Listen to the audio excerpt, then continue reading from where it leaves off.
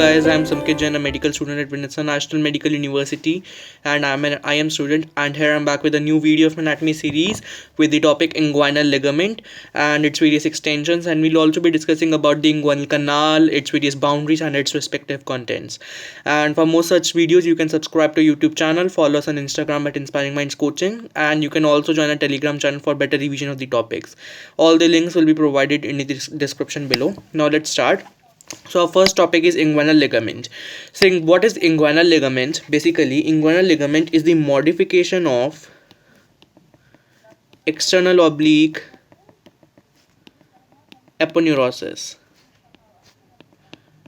External oblique aponeurosis. From now, we'll be referring external oblique aponeurosis as EOA in short. Now, what is the extent of inguinal ligament? Now suppose that here is the anterior superior iliac spine, ASIS, anterior superior iliac spine, and here is the pubic tubercle. Therefore, your inguinal ligament extends from anterior superior iliac spine to the pubic tubercle. It extends from anterior superior iliac spine to the pubic tubercle. Now, what are the various extensions of inguinal ligament, or what are the various modifications of inguinal ligament? Inguinal ligament gives off another ligament that is known as pectineal ligament. This is known as pectineal ligament.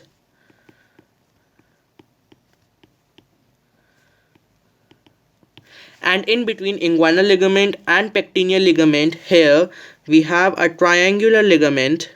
This is a triangular ligament in between these two. That is known as lacunar ligament. So this triangular ligament in between these two is known as lacunar ligament. Now it is very important to know the other names of these ligaments, because sometimes in questions you do not get the direct names as inguinal ligament or pectineal ligament or lacunar ligament. You get their other names. Therefore, inguinal ligament is aka Poupart's ligament. Pectineal ligament is aka Cooper's ligament, whereas lacunar ligament is aka Gimbinard's ligament. So it is very important to know their other names. Now another extension of the inguinal ligament is known as reflected part of inguinal ligament. It will give off this reflected part that will go all the way to the linea alba. So this reflected part of inguinal ligament will go to the linea alba. Linea alba, and here we have this reflected part of inguinal ligament or Poupart's ligament. So what are the three extensions of inguinal ligament? We have pectineal ligament, lacunar ligament, and the reflected part of inguinal ligament. Now let's discuss about the inguinal canal. So what is inguinal canal? First of all, inguinal canal is a very narrow slit like canal that is present between the superficial and deep inguinal ring. Now on what basis I am calling these rings as superficial and deep? So basically these rings are nothing but just openings that are superficial and deep to one another.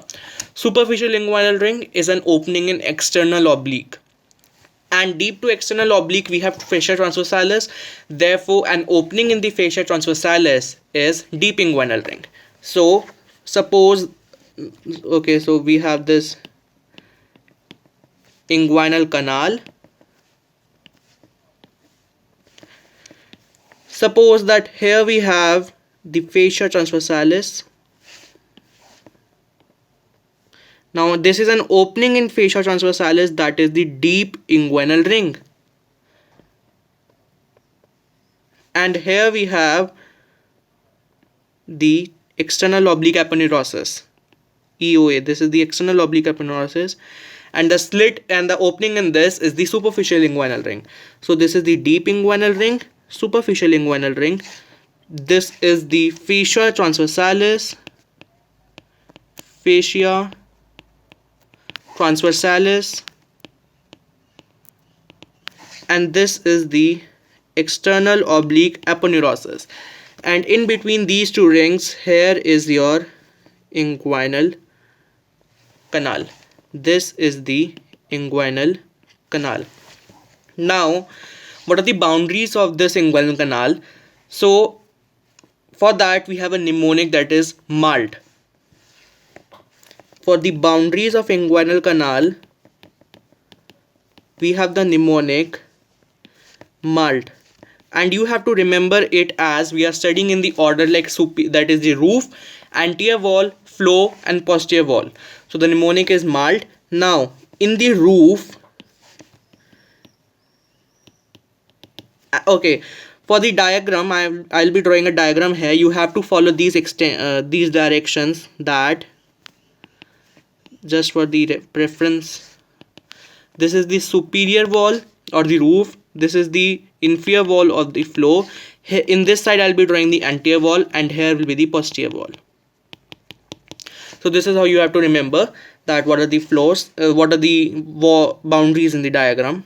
Now suppose that here is your pubic tubercle, this is your pubic tubercle, and here you have your inguinal canal. This is the inguinal canal. Now in the roof we have 2M. The M stands for muscles. We have two muscles, that are internal oblique and we have transverse abdominis. Therefore here we have the internal oblique and transverse abdominis in the roof. Now in the anterior wall, we have 2A. What are these 2A? A stands for aponeurosis. We have aponeurosis of external oblique and we have the aponeurosis of internal oblique. Now to understand the anterior wall, just refer to this diagram again. Suppose that here I am taking just this much section for now. This side is the anterior wall, this is the posterior wall. Now we already have external oblique here. Now suppose that here is the internal oblique and here is the transverse abdominis. You can see that I'll be extending the internal oblique here towards the anterior wall. I have stopped the transverse abdominis here only because it is not a part of anterior wall, but I have extended the internal oblique and external oblique aponeurosis to the anterior wall. Similarly in this diagram also you can see that I have stopped the transverse abdominis above only, whereas I have extended the internal oblique, and along with this now I'll be drawing another one, that is the external oblique. Therefore this is the external oblique and here we have the internal oblique. Therefore in the anterior wall we have the aponeurosis of internal oblique and external oblique. Now what about the floor? In the floor, according to the MALT, we have L, floor. We have 2L. L here stands for ligament. We have inguinal ligament and we have lacunar ligament. Inguinal ligament and lacunar ligament, that we can easily understand here, because inguinal ligament, as I said, is the modification of external oblique. Therefore it will be going like this. So this is the inguinal ligament here, that is the continuation or the modification of an external oblique. Along with this we have lacunar ligament, and both of these ligaments, they together form the floor of inguinal canal. Now what about the posterior wall? For the posterior wall, I said T, therefore it includes the items that have some T in that, a major T in that. For example, now let's go back to this diagram again. Here we will be drawing the posterior wall. Now we have one fascia transversalis, that is for sure that we have one fascia transversalis, the one T in this.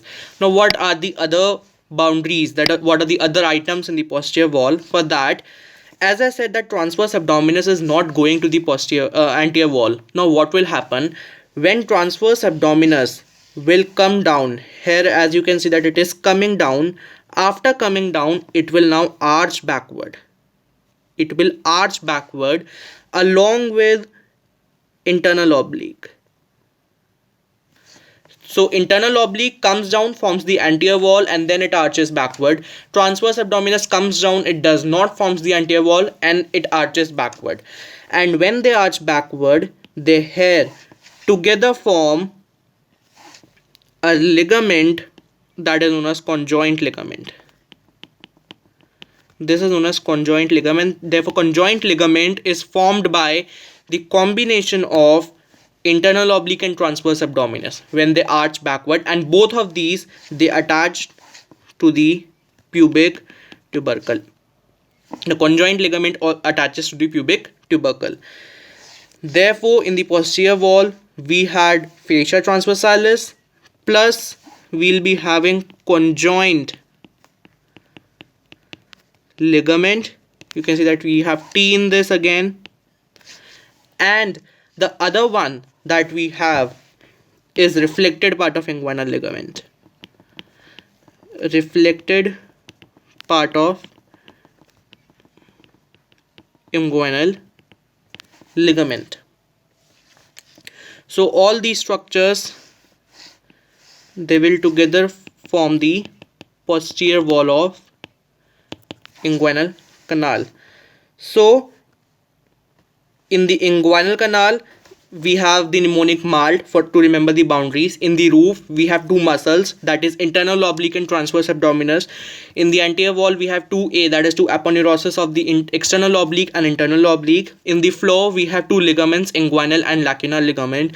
Whereas in the posterior wall we have T's, that is fascia transversalis, we have conjoint ligament, we have reflected part of inguinal ligament, again here T. Now what are the contents of inguinal canal? There are different contents in males and females, obviously.